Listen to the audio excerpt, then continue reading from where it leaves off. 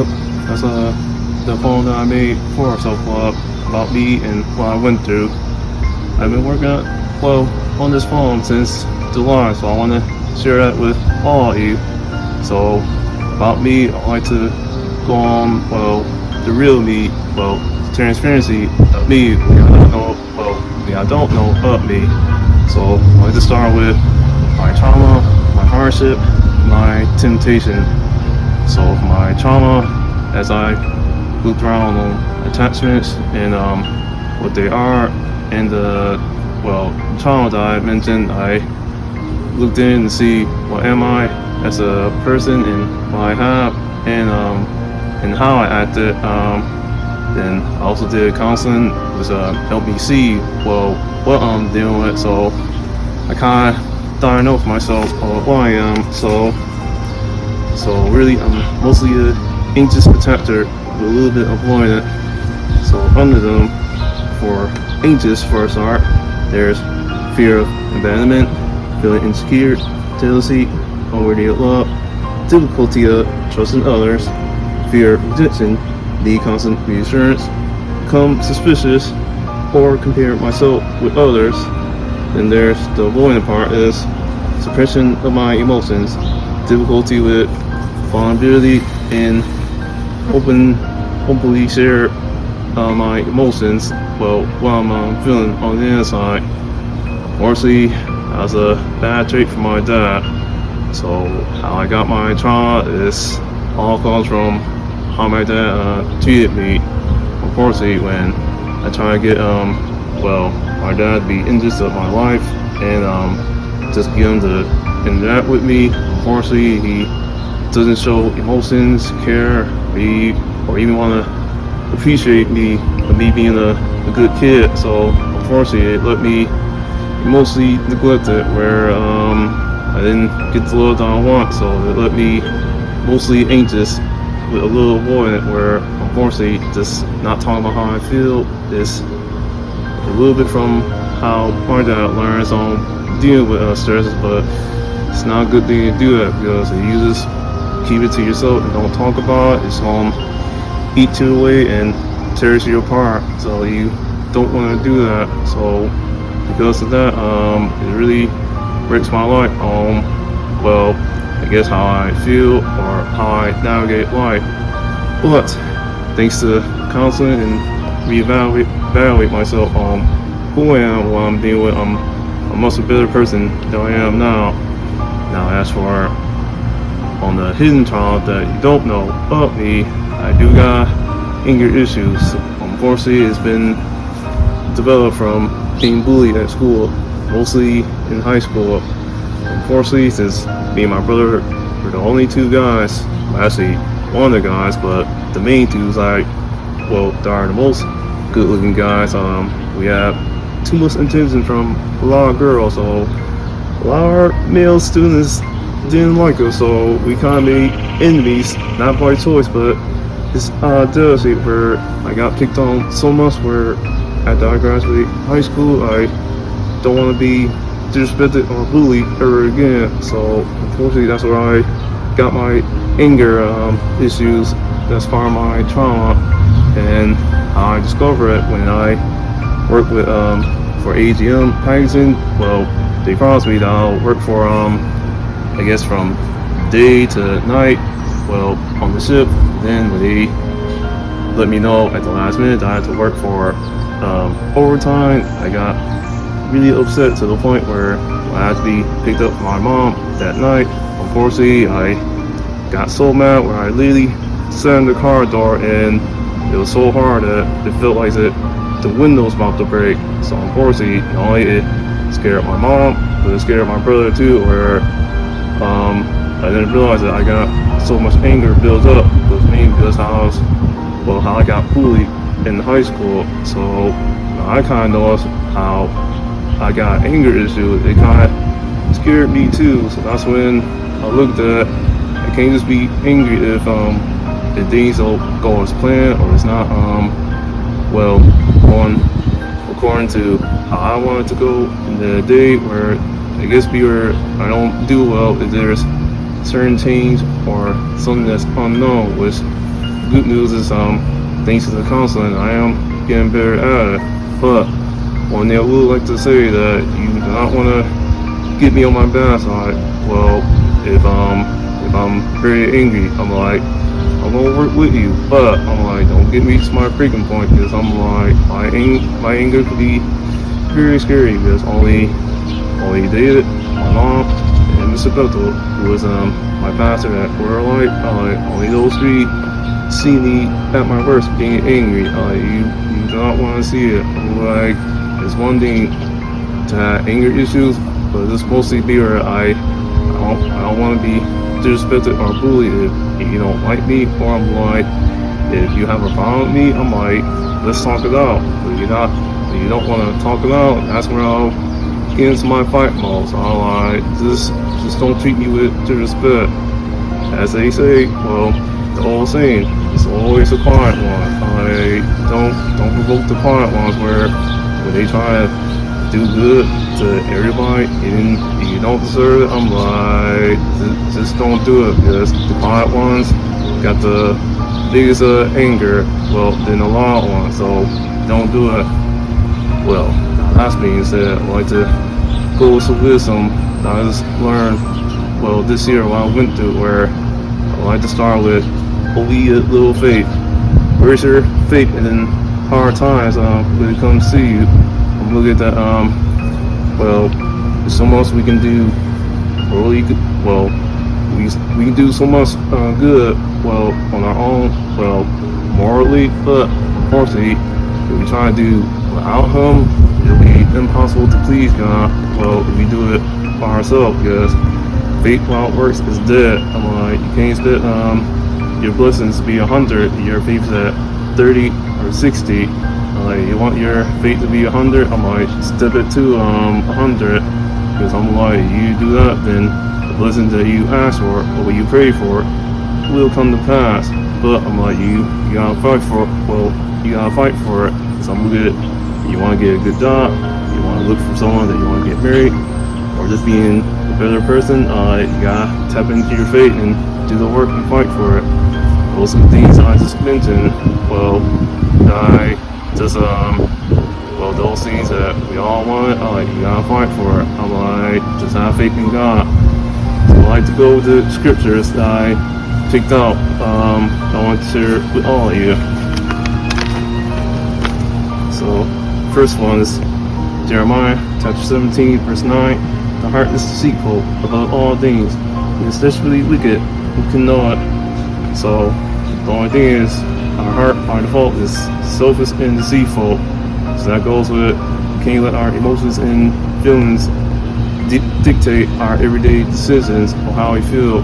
Because if we let our emotions and feelings get in the way on making a decision, let's just say it can go bad. So I'm like, that's where our heart becomes very treacherous. We can listen to our heart, where it's other wrong to try to be happy, but don't let those things like the emotions or feelings control you. I guess based off, if I don't feel like doing something, then I'm not gonna do it. I'm like, no, do it if it's the right thing to do, especially if it's for God. I'm like, don't let it be like your decision making on your emotions and feelings, because I'm like, if we let it control us, I'm like, it's gonna lead us to destruction. I'm like, just have a heart for God. I'm like, don't let emotions and feelings get in the way. I'm like, let it be aligned with God.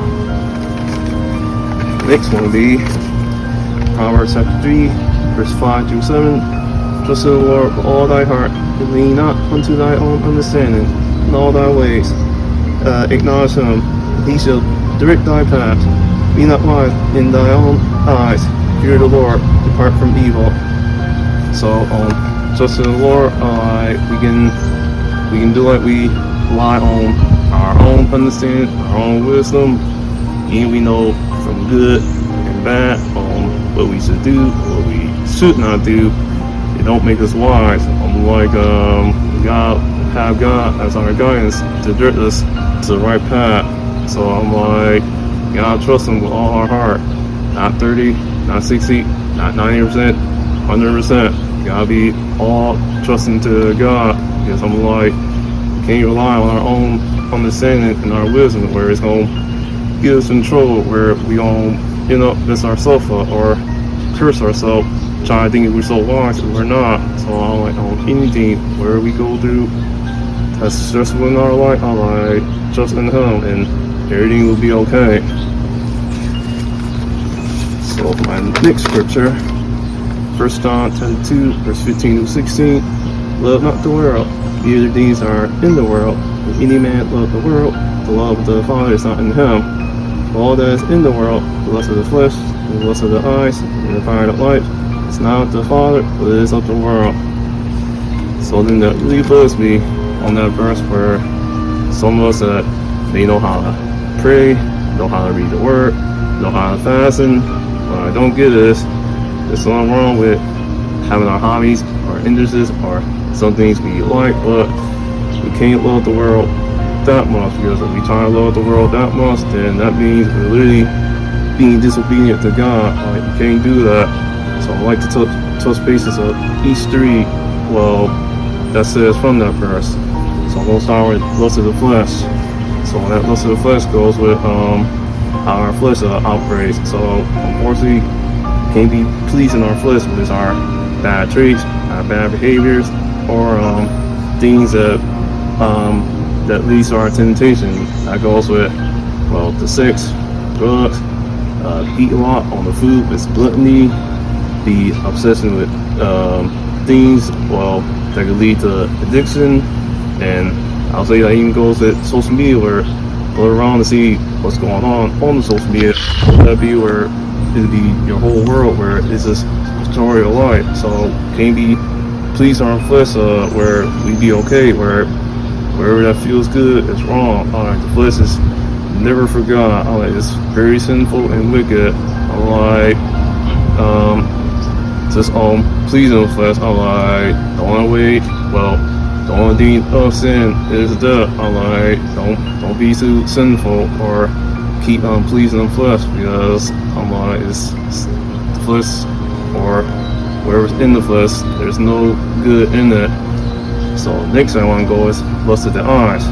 Now, lust of the eyes, I can go on some things, or, well, the lust of the eyes, well, I'll say, well, I'm going to go with, it'll definitely pertain to, well, sex, well, money, and those for the sex part. Alright, yes, alright, we all could be lustful, and I get that, because I speak for myself. I do be lustful, but not every day, because I'm at the point that I can control myself, okay, willingly, where I had to take a lot of discipline and commitment to control my sexual feelings, where I don't be too lustful. Because I'm looking at, well, going on how I be very lustful back then. I discovered, well, porn at 12 with data.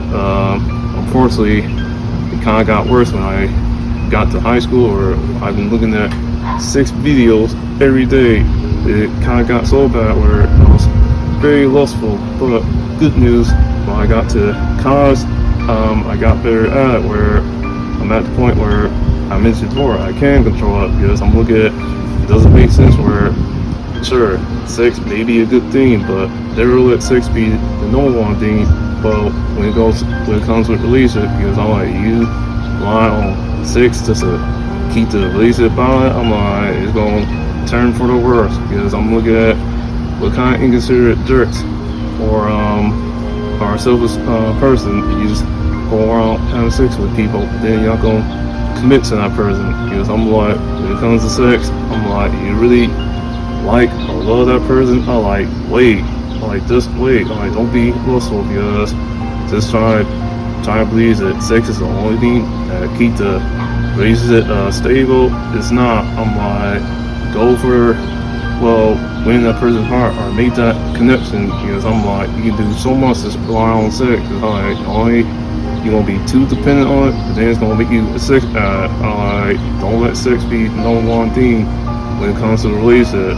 Let the connection and love to one another be the number one thing to it. Now, when it comes to money, yeah, we all want to have a lot of money or be rich, but we gotta at least work for it or fight for it. Also, don't be envious of those people that have money or have some nice stuff like the cars, the big house, or where if we want those things like the nice house, the cars, or expensive items that we want, we gotta tap into our faith and work for it, because I'm gonna get things just don't pan out to you well like we want. You gotta make the effort for it.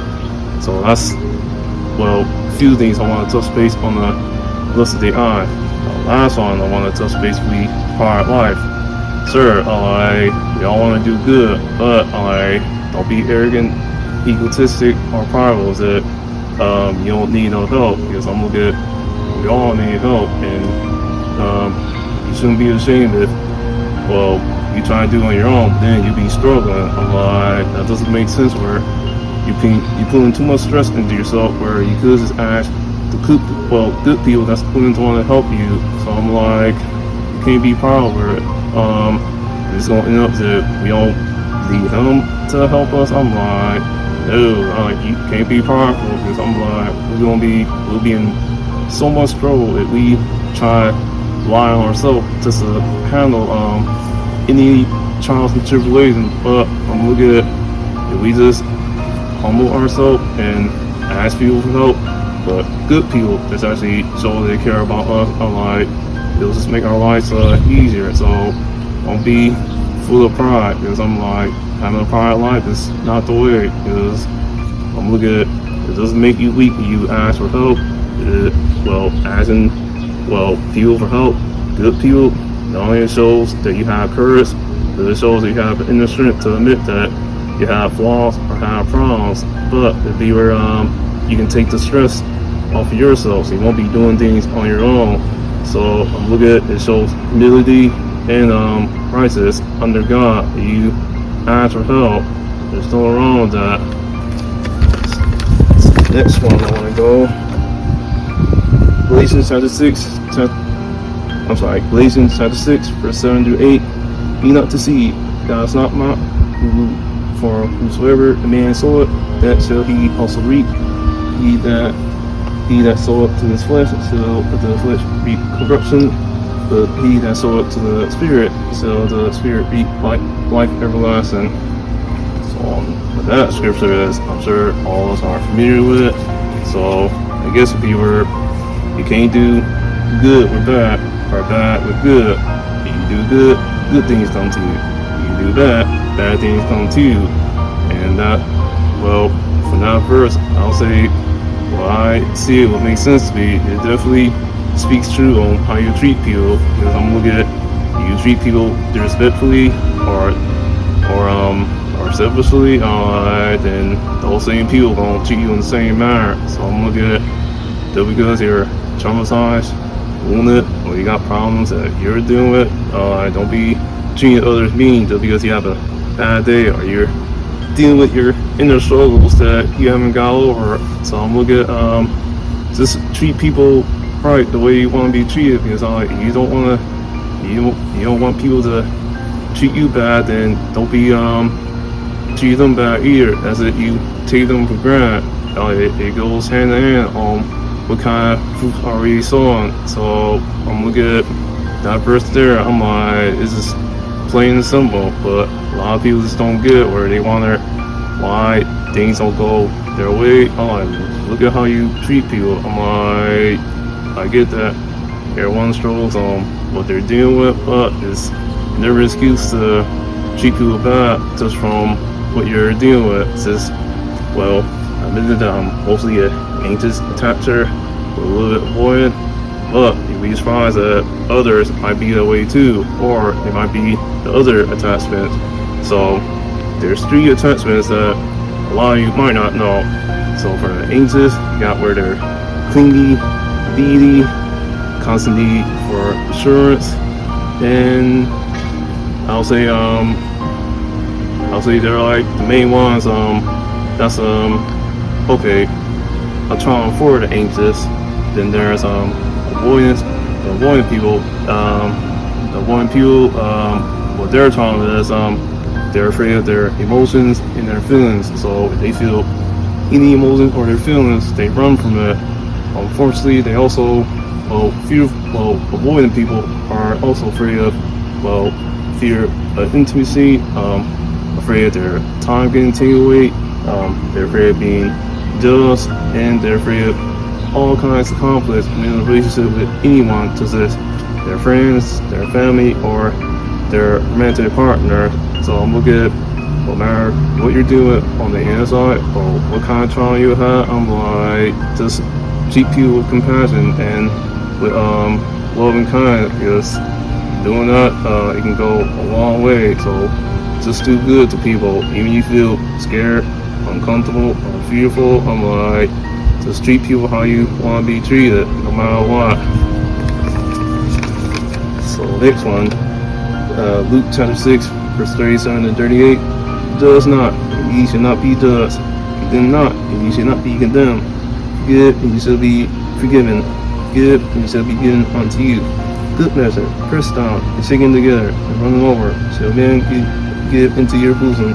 For with the same measure that ye make withal, it shall be measured to you again. So I guess I go back home. Treating people right, it's okay to hold each other accountable, and we all are responsible on what we deal with on the inside, how we develop our traumas and the wounds that we suffer from ourselves, from our childhood, or how we develop our traumas. But I'm like, where you do not judge people harshly, because I'm like, if you judge people harshly on their inner struggle, then unfortunately God will have no problem expose you on every dark parts of you, well, that you don't want to see it yourself, that He'll reveal to you. So unless you're afraid of your own weaknesses or flaws that you don't want to see yourself, then don't be judging people, because I'm like, we all have some that we're strong with, or some things that we're not proud of. But I'm like, we all are responsible for our own actions. So wherever things that we do, I'm like, we owe it to ourselves, not from our family and not from our friends. I'm like, we are responsible to ourselves and accountable to how we treat people and what decisions we make. So don't be judging people harshly.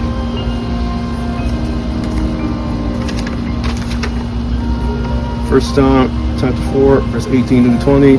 There is no fear in love, but perfect love casteth out fear, because fear hath torment. He that fear is not made perfect in love. We love him, because he first loved us. If a man say, I love God, and hate his brother, he is a liar. For he that loveth his brother, whom he has seen, how can he love God, whom he hath not seen? Another thing that really bugs me, well, just from that verse, I'm like, how can you love God that you never see His face, but the people you see every day, you don't just hate on them? I wouldn't say just hate their guts or word, but it can also be how you treat people, as I mentioned. So I'm looking at, if you want to have people to like you for you just doing good, I'm like, then don't be hating on them, even if they're too different, or even they're struggling in their own life or word. I'm like, God show them love, because I'm looking at everybody needs love, but it's how we show love is what matters. Because I'm like, can't be treating people bad or treat each other as if they're opposite, and you need something from them, then you just go, okay, just check up on them, but you're not gonna treat them with love and kindness. So you can't do that where you love God and you treat others bad. Then, as that verse said, and that makes you a liar. So you gotta treat people with kindness, because I'm looking at the greatest gift of all that God trying to teach us is love. Because I'm like, you don't have love for God, how you gonna have love for people that's struggling, even if you're struggling yourself? So I'm looking at well, you want good things to come your way. As I mentioned, I like, just show love to people, and don't be trying to be mad at the world or be hateful on how your life turns out. Then you're gonna take out on everybody well, you've been traumatized from your childhood, on your wounds or your trauma. Just show love to people.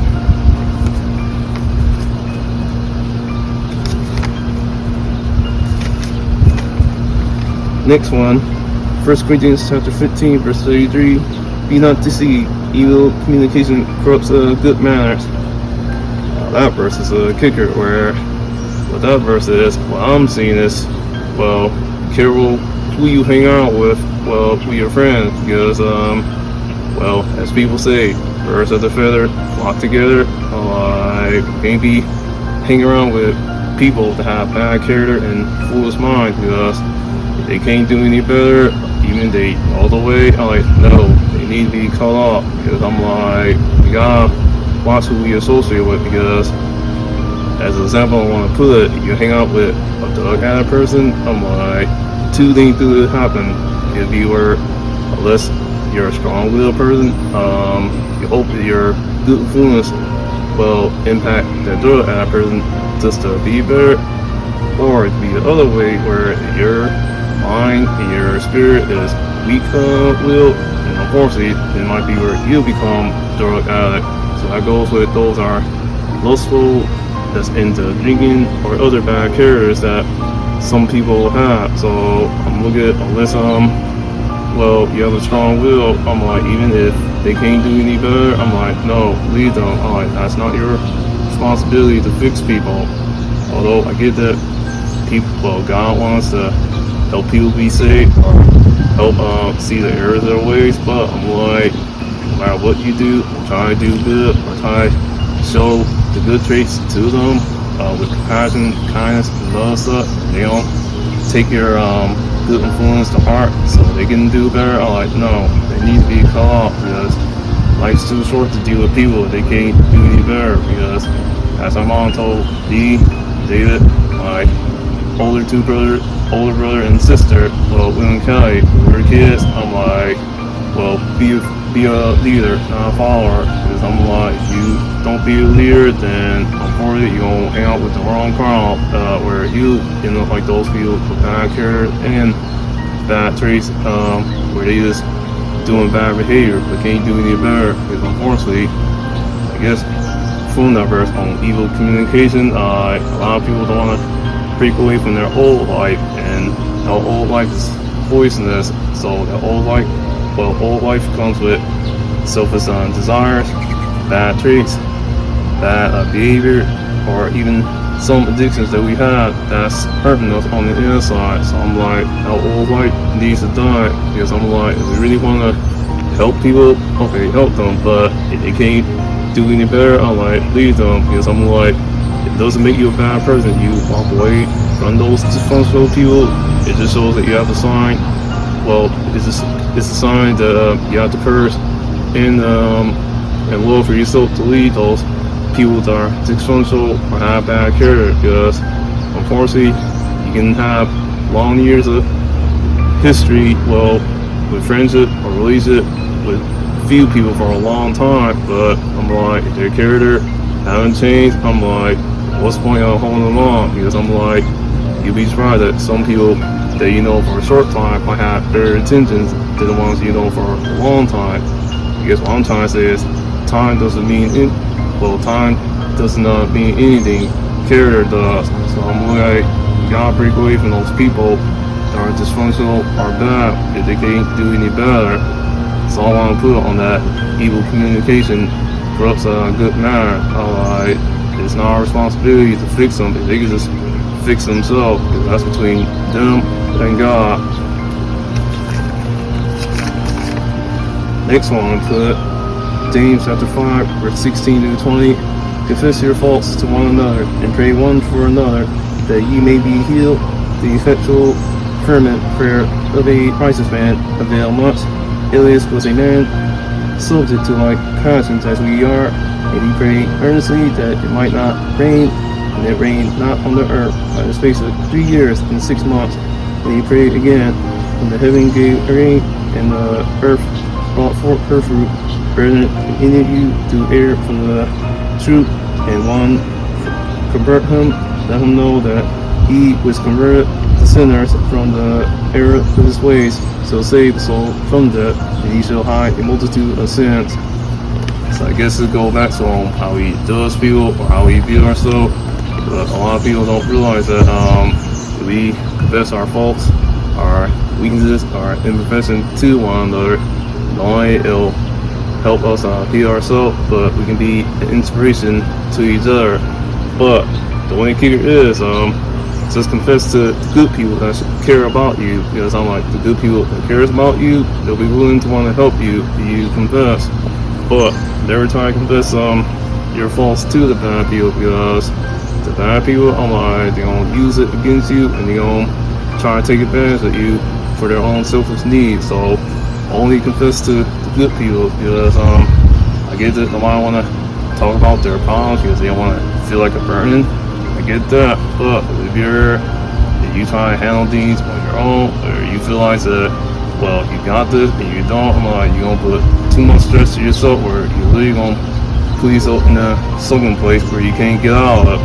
As Jason Bethel said, like, it'd be too hard to get yourself out of it. You in a dark place. So on anything, you have good people that really cares about you. I like, let them know what's going on with you, because you'd be surprised.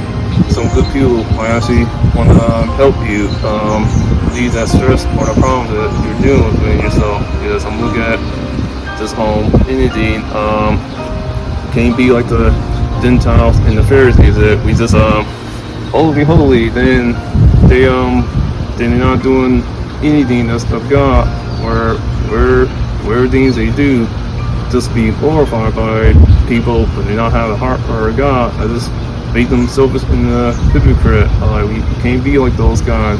We gotta have a heart for God, where whatever it is that we do, we gotta be sure that it must align with God. Because I'm looking at, well, we should help one another, but it's only if they want to be helped. It's only if they wanna stay stuck on who they are, the bad part, then they need to be called out. They shouldn't be part of your world. I'm like, it shouldn't be, because I'm looking at just on anything. I'm looking at well, if we talk about what we're stressing out or what we dealing with, I'm like, it's not gonna make you weak. It's not gonna make you feel burdened or worried. It do be scary sharing, well, what you're dealing with or what stress you on, but you be surprised that you relieve a lot of stress and turmoil out of yourself mentally and spiritually. So don't be afraid to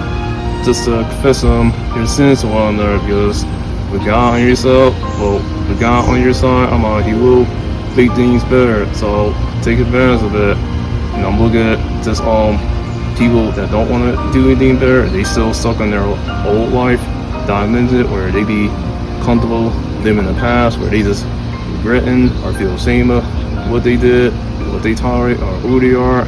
If they get stuck with their bad behavior but not making a change of it, or they keep letting their temptations get in the way. I'm like, it's between them and God. I'm like, we must have a heart and the will for God if we want to make things better. It's gotta be a change for everyone. And I speak this for everyone. I'm like, we can't just keep wasting time. We have time, and we don't. I'm like, we gotta do better, people. You gotta do better. So that's all I wanna say. But only thing I wanna say is, well, just being a better person. I'm like, the time to change is not, well, after the next day, after a week, or after a month, or after a year. I'm like, no, the time to change is now. I'm like, what are you doing with all those knowledge that you learn from God? Then you're not putting the use of it. I'm like, time to change is it's up to you. So only thing is, you can't serve two masters on loving the world so much, then you're gonna love God, or you're gonna do good behavior than bad behavior. I'm like, no, that's a lukewarm Christian way. No, it's not what God will condone that. Because I'm like, you can either hate the one and love the other, or you could do good all the way or do bad all the way. Like, it's either you're all the way in for God, or you're just gonna be all the way sinful. The choice is yours. So that's all I want to say on the final part of my self-love, and I'll say thank you for listening. Well, what I want to say is something I want to bring out was in my heart and why I went through this year. But I want to share that to all of you, and I want y'all to be encouraged on what I went through, where I can overcome my trauma and my temptation. Like you guys can do it too.